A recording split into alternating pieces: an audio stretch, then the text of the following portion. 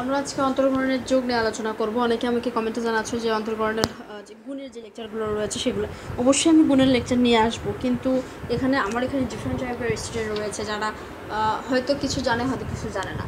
তো আমি যোগ বিয়োগ না আলোচনা করে হুট করে তো গুণে যেতে পারি না, তো আসবে, ওগুলোও আসবে, সিরিয়াল ওয়াইজ আসবে, একটু 2 দিনের অপেক্ষা আর কি। তো আমি বলবো যে যারা আজকে থেকে আমি আর কোনো সূত্র নিয়ে আলোচনা করব না, যে কটা লেকচার 1 থেকে যে কটা লেকচার আমি দিয়েছি 10টা কিংবা 11টা, সেই সবগুলোতে আমি এই 9টা সূত্র নিয়ে আলোচনা করেছি। এই 9টা সূত্রের ভিত্তিতে অঙ্ক করব আমি, মানে সূত্র যেন মাথায় থাকে। আমি এখন শুধু সূত্র আসবে, আমি অঙ্ক লিখবো, জাস্ট বলবো যে 3 নম্বর সূত্র দিয়ে করলাম, কীভাবে করলাম সেটা তোমরা ওই সূত্রের লেকচারে যাই দেখে আসো। এই জন্য আমি আগে বলেছিলাম যে সূত্রগুলো কমপ্লিট করো। সূত্র ছাড়া কোনোভাবেই আমরা ডিফারেন্সিয়েশন বা অন্তর্করণে এগোতে পারবো না। পরবর্তীতে বড় বড় যখন গুণ ভাগ এগুলো আসবে, তখন কিন্তু সূত্র ছাড়া কিন্তু আমাদের হবে না। আমাদের সূত্র এবং শুধুমাত্র সূত্রই আমাদের দরকার হবে। তো যাই হোক, কথা অনেক বলতেছি মনে হয়। যারা আগের লেকচারগুলো দেখো না, এখানে আই বাটন রয়েছে, আই বাটনে প্লেলিস্টের লিঙ্ক পেয়ে যাবে, সেখান থেকে তোমরা সূত্রগুলো দেখে নেবা। প্লেলিস্টে কিন্তু সব অধ্যায় রয়েছে, তোমরা একটু স্ক্রল করে নিচে চলে যাবা, ঠিক আছে? নিচে যেয়ে দেখতে পারবা যে অন্তর্করণ শুরু হয়েছে। তো ঢুকেই যারা দেখতে পারবে না, হতাশার কোনো কারণ নাই। যে আজকে আমরা কী করবো, অন্তর্করণের যোগ, অন্তর্করণের যোগ, অন্তরক সহগের যোগ যে নামে দাও না কেন সমস্যা নাই। তো এখানে একটা যোগ আমি নিব, সেটা হচ্ছে y = cx² + dx। তো এটাকে যোগ করতে বলছে, যদিও যারা সূত্র লেকচারগুলো দেখেছো তখনই কিন্তু আমরা যোগ অলরেডি শেষ করেছি, যোগটা কিন্তু আমরা তখনই করেছি। সরি, এখানে এক্স নাই, কিন্তু এখন যেহেতু একটা বিষয় রয়েছে, আমরা সুন্দর করে সাজিয়ে গুছিয়ে পড়াশোনা করছি, তো যোগটা আমরা এখানে আলোচনা করবো। তো কি, প্রথমে আমরা dy dxটা উভয় পাশে আমরা লিখে দিব। আমরা জানি যে ফার্স্টে অঙ্ক করার টাইমে উভয় পাশে ddxটা লিখে নিতে হয়। তো এ পাশে ddx নিলাম, এ পাশে ddx নিলাম। তো ওয়াইটা এখানে না লিখে এখানে লিখি, ওয়াইয়ের সামনে আমরা ddx নিয়েছি, এবং এই ফুল যে সংখ্যাটা রয়েছে ফুল সংখ্যার সামনে আমরা ddx নিয়েছি। তো এখন দেখো এখানে প্লাস চিহ্ন রয়েছে, তাই না? প্লাসের সামনে রয়েছে cx² এবং প্লাসের পরে রয়েছে d। তো এই ddxটা একবার এটার সাথে লিখবো আলাদা করে, এই ddxটা একবার d এর সাথে লিখবো। কীরকম, যেমন ddx cx² এটা লিখলাম, প্লাস দিলাম, আবার এই ddxটা d এর সাথে লিখবো, ঠিক আছে? এখানে আমি বলে নেই যে যদি বলে ধ্রুবক, ধ্রুবক বলতে আমরা a b c d এগুলো বুঝি, আর যদি বলে চলক তখন আমরা x y z বলি। তো কেন কথাটা বললাম এখানে আসি তারপরে। তো এখানে যারা প্রথম থেকে লেকচার দেখছো তারা নিজেই জানো যে এটা আসলে কোন সূত্রতে পড়বে। এই সিটা হচ্ছে আমাদের ধ্রুবক, তার সাথে রয়েছে এক্স। সিটা রয়েছে ধ্রুবক এবং তার সাথে রয়েছে এক্স। তো সিটাকে আমরা বাইরে এখানে রেখে দিব, সিটাকে বাইরে রেখে দিব। তাহলে সিটাকে যদি বাইরে রেখে দেই তখন এখানে থাকবে x², আর এ পাশে এটাকে আমরা এরকমই রাখলাম ddxt। এটা পরে আমরা কাজ করব। তো দেখো, তাহলে সিটাকে বাইরে রাখলাম, ধ্রুবকটাকে বাইরে রাখলাম। এখন ddx(x²) এটা কোন সূত্র? 3 নম্বর সূত্র, x⁴n এর সূত্র। অর্থাৎ এক্স রয়েছে এখানে এবং এক্সের উপর এন রয়েছে, অর্থাৎ এক্সের উপরে কোনো একটা সংখ্যা রয়েছে। তো সেটা সূত্র কি, প্রথমে এন বসবে, তো এখানে কি রয়েছে 2 বসবে, দেন এক্স বসবে, দেন এক্স বসলো, দেন n-1, তার মানে 2 - 1, দেন প্লাস। আর এই যে ডি রয়েছে ddxt, এই ডি দ্বারা আমরা কি বুঝি? ডি দ্বারা আমরা ধ্রুবক বুঝি। আমরা যদি কোনো ধ্রুবক সংখ্যাকে ডিফারেন্সিয়েশন করি, যেমন এখানে একটা সি একটা ধ্রুবক সংখ্যা, সেটাকে যদি মানে ddx লিখে যদি এরকম করে c a b c d থাকে এবং তার সাথে কোনো x y z নাই, এখানে কোনো x y z রয়েছে, শুধু d রয়েছে, কোনো x y z নাই, কোনো সংখ্যা নাই, তখন এখানে 0 হয়। অর্থাৎ কোনো ধ্রুবক সংখ্যাকে, যেমন 5 ddx 5কে যদি আমরা ডিফারেন্সিয়েশন করি তাহলে আমাদের অ্যান্সার কত আসবে? 0 আসবে। অর্থাৎ কোনো ধ্রুব সংখ্যাকে যদি ডিফারেন্সিয়েশন করে, যদি এখানে আবার 5x থাকতো সেক্ষেত্রে কিন্তু বিষয়টা আলাদা হয়ে যেত, কিন্তু এখানে শুধু 5 রয়েছে। তেমনিভাবে এখানে যদি dx থাকতো তাহলে বিষয়টা আলাদা হয়ে যেত, কিন্তু এখানে শুধু d রয়েছে। যদি শুধু d বা শুধু 5, শুধু 7, শুধু a এরকম যদি থাকে, তার সামনে যদি ddx থাকে আমরা 0 লিখে দেবো। আর এখানে দেখো সি কিন্তু একটা ধ্রুবক সংখ্যা, সিও কিন্তু একটা ধ্রুবক সংখ্যা, কিন্তু সি এখানে একা নেই, সি এর সাথে কী রয়েছে? x² রয়েছে। সুতরাং আমরা যে ধ্রুবক সংখ্যাটা রয়েছে সেটার কোনো কাজ করবো না, সেটাকে ওই রকমই বাইরে রেখে যাবো, কিন্তু এখানে 0 হবে না এটার মতো, কারণ এখানে x² রয়েছে।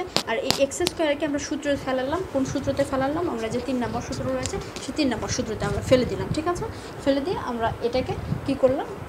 এক্স টু দি পাওয়ার এনের সূত্রতে ফেলালাম। বিষয়টা নিশ্চয়ই কনফিউশনের কোনো কারণ নেই যে এখানে সি রয়েছে, এখানে জিরো লিখলাম না, এখানে ডি রয়েছে, এখানে কেন জিরো লিখলাম। কথাটা হচ্ছে সি এর সাথে একটা চলক রয়েছে এক্স স্কোয়ার, সেটাকে আমরা ডিফারেন্সিয়েশন করলাম, কিন্তু এখানে ডি একা রয়েছে, ডি এর সাথে কোনো চলক নাই, তাই আমরা এখানে কোনো ডিফারেন্সিয়েশন করতে পারছি না। ঠিক আছে, তাহলে এখানে কী হলো, এখন দেখো 2 রয়ে এক্স থাকলো, 2 এর থেকে 1 বাদ দিলে কত থাকে 1, তাহলে সি ইন্টু 2x। তো এটাকে একটু সুন্দর লেখো 2cx, একটু সাজায় লিখলাম, কোনো সমস্যা নেই। আমি আশা করি এই বিষয়টা বুঝতে পেরেছো। আমরা আরও একটা বড় অঙ্ক নেই, অনেক বড় বড় করব, তার আগে এই বিষয়গুলো কিন্তু আমাদের কোনো কনফিউশন থাকা যাবে না। তো এখানে এক্স টু দি পাওয়ার 4 রয়েছে, প্লাস bx কিউব রয়েছে, প্লাস cx স্কোয়ার রয়েছে, প্লাস ডি। আমি অনেকবার বলেছিলাম যে দেখো ভিআই দিয়েছি আমি, যে সূত্রটা কিন্তু এতবার কাজে লাগবে। যারা দেখোনি তারা আই বাটনে ফুল প্লেলিস্টের লিঙ্ক দেওয়া আছে, সেখানে ঢুকে নিচের দিকে আসবা, তারপরে দেখবা হলুদ কালার অন্তঃকরণ লেখা, মানে অন্তঃকরণের 1 নম্বর লেকচার থেকে দেখা শুরু করবা, এই লেকচারটা পেয়ে যাবা, কোথাও না কোথাও রয়েছে। আচ্ছা, তো এটাকে আমরা ডিফারেন্সিয়েশন করবো। তাহলে প্রথমে আমাদের কাজ কি, প্রথমে ডিডিএক্স সামনে নিয়ে আসা, এই ফুলটার সামনে আমরা ডিডিএক্স নিয়ে এসে এটাকে একটা ব্র্যাকেটের মধ্যে আমরা কি করব, বন্দি করে রেখে দিব ব্র্যাকেটের ভিতরে, এটাকে আর বেরোতে দিব না। আচ্ছা ঠিক আছে, তারপর আমরা কী করবো, এই ডিডিএক্সটা আলাদা করে সবগুলোর সাথে লিখবো। তাহলে ডিডিএক্স এ এক্স টু দি পাওয়ার 4, আশা করি যদি এটা তোমরা বুঝে থাকো তাহলে এটাও করতে পারবো। দেন এই প্লাস চিহ্নটা এখানে বসালাম, তারপর ডিডিএক্স লিখলাম, লিখে বি, এই যে B x to the power 4 লিখলাম, তারপর এখানে প্লাস দিলাম, ডিডিএক্স লিখলাম, সি এক্স স্কোয়ার এটা লিখলাম, প্লাস দিলাম ডিএক্স দিলাম, ডিএক্স দিলাম, দেন ডি দিলাম। ঠিক আছে, আচ্ছা তো এখন দেখো এখানে কি কাহিনী, সেমভাবে এটার মধ্যে সি এক্স স্কোয়ার রয়েছে, এখানে এ এক্স টু দি পাওয়ার 4 রয়েছে। তো আমি বলেছি এ ধ্রুবক সংখ্যা, এখানে বি ধ্রুবক সংখ্যা, এখানে সিও এখানে ধ্রুবক সংখ্যা। তাহলে এই ধ্রুবকগুলোকে আমরা সবগুলো বাইরে রেখে দিই, একে বাইরে নিয়ে আসি, তাহলে ddx x to the power 4 থাকবে। একই রকমভাবে এখানে বিকে বাইরে নিয়ে আসি, তাহলে ডিডিএক্স কি থাকবে, ddx x to the power 4 থাকবে, দুটোতেই 4, সরি এখানে 3 রয়েছে, 3 লিখতে ভুল করেছে আর যাই হোক। তারপরে এখানে সি রয়েছে, সিটাকে বাইরে রেখে ডিডিএক্স, এখানেও কিন্তু অনেক বিস্তারিতভাবে তবুও আমি আলোচনা করছি, কিন্তু পরবর্তীতে আর করবো না, একবারে এই লাইন থেকে থাক করে দেখো, পরে একদম অ্যান্সারে চলে যাবে। দেখো আমি যেটা বলছিলাম আর কি, তো এখানে হচ্ছে আমরা কি একই রকমভাবে আমাদের এটা এরকমই থাকবে, আর ddx x to the power 4, তার মানে কোন নাম্বার সূত্র, 3 নম্বর সূত্র, x to the power N এর সূত্র, তাহলে N into x to the power N minus 1। তাহলে এখানে দেখো এই সূত্রের সাথে মিল রেখে আমরা কাজ করবো, একটু ভাঁজ করে নিই। দেখো তাহলে প্রথমে কি থাকবে, x to the power N, তাহলে এক্সের উপরে এন রয়েছে, ওখানে এক্সের উপরে এখানে এন রয়েছে, এখানে এক্সের উপর আমাদের 4 রয়েছে, তাহলে প্রথমে কী লিখবো, এন লিখবো, এন মানে কি আমাদের এখানে 4, তাহলে 4 লিখবো, দেন কি লিখবো, এক্স লিখবো, দেন কি লিখবো 4 মাইনাস মানে এন মাইনাস 1, তার মানে এখানে আমাদের 4 মাইনাস 1, একই রকমভাবে সবগুলো আমরা লিখবো।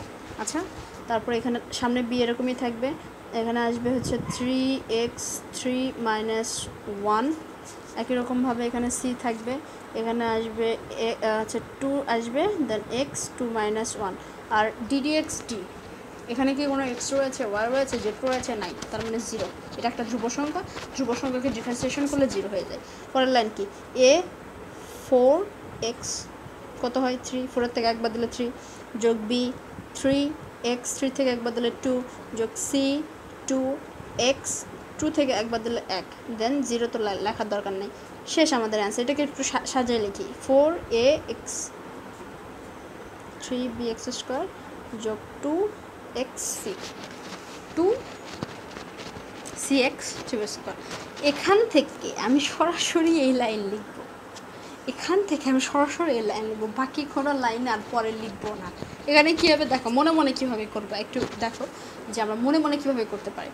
তো এটা ধ্রুব সংখ্যাকে আমরা সামনে লিখলাম, আর এটা x to the power N এর সূত্র, বড় জোর এই লাইনটা লিখতে পারো, তাহলে এটা কী হবে, সামনে আসবে 4, সামনে 4 আসলো, এক্স আসলো, দেন 4 মাইনাস 1, এই লাইনটা লেখা যেতে পারে। তার মানে এই লাইন লেখার পরে এই লাইন হয়তো লিখতে পারি, তারপরে এই লাইন, বাকি এই যে মাঝখানে 3 লাইন লিখেছি এটা কিন্তু আর লিখবো না, পরবর্তীতে কিন্তু আমি আর লিখবো না, বিশেষ করে এই লাইনও লিখবো না, এই লাইনও লিখবো না, এই 2 লাইন তো লেখার কোনো প্রশ্নই আসে না, এই যে এরকমভাবে হয়ে যাবে অঙ্ক। ঠিক আছে, তো ঠিক আছে, আমরা যোগের আরও কিছু অঙ্ক করব, আজকের লেকচারটা এখানেই শেষ, যোগের আরও কিছু অঙ্ক নিয়ে আমরা পরবর্তীতে আরও হাজির হব।